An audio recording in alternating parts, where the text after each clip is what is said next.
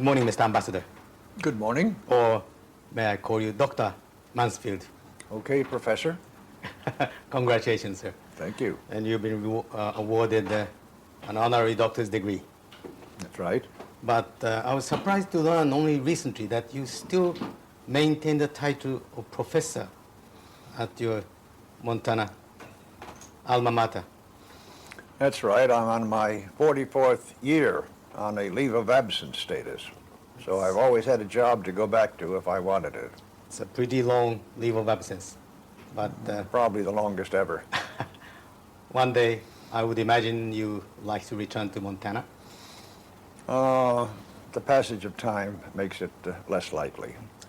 What is Montana like? That is one of 2 or 3 states I have never really visited, except an overnight stay at Butte. Even that was an unscheduled stopover. Well, the eastern half is composed of high plains, averaging about 3,000 feet in altitude. The western half is quite mountainous. Our highest peak is about the size of Mount Fuji, around 12,500 feet. That high? That high.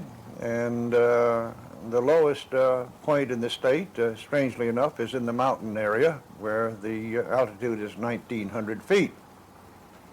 Our biggest city is Billings, about 70,000 now. You mentioned Butte, one of the most interesting cities in the world, in which, for me has a great deal of personal interest. It was in Butte that I met my wife. It was in Butte that I attended where I attended the Montana School of Mines, which gave me a start on my university education. It was in Butte where I worked in the copper mines as a miner and a mining engineer.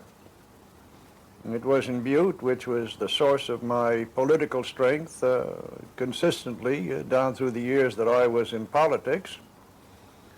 And it's a city for me which has many fond memories, in which I formed many solid friendships. And it's a city, a camp, a mining camp really, which throughout its histories has had its ups and downs because it was dependent upon one product, copper. And as the price of copper fluctuated up or down, so did the fortunes of Butte. The capital, of course, is Helena, which is a city of about 30,000 now. The second biggest city is Great Falls with about 50,000. We have 7 Indian tribes. They comprise roughly about 50,000 of our population, and our total population, according to the last census, was 787,000.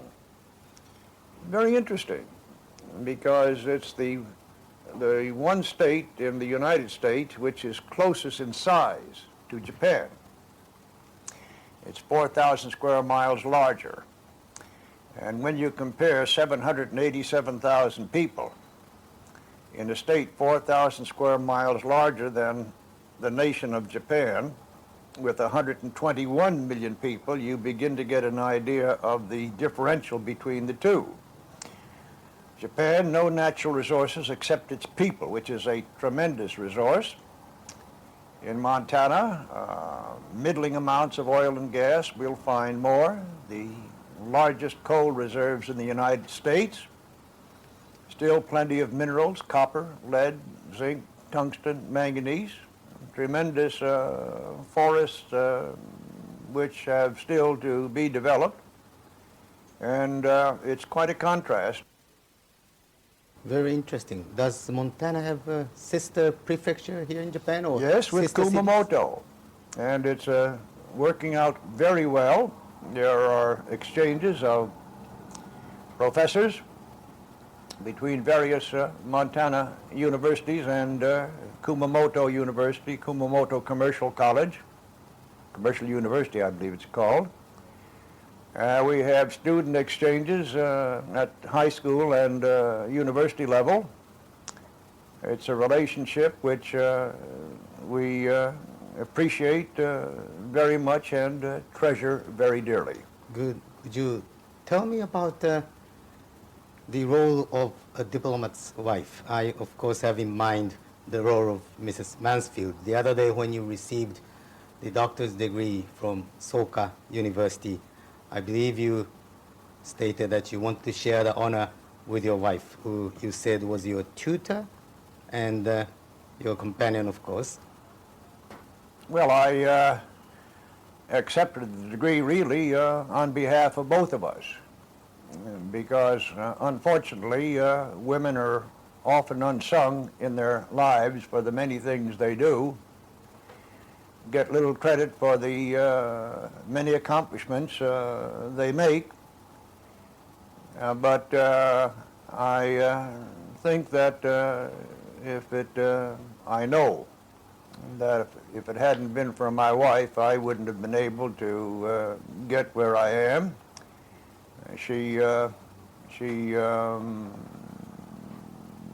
in effect forced me to get an education, because when I came back from Asia in 22, I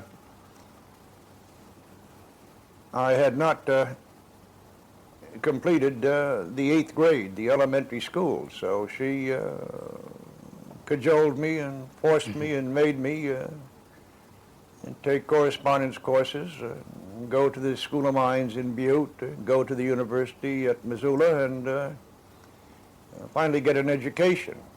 And as a matter of fact, because it was in the deepest days of the Depression,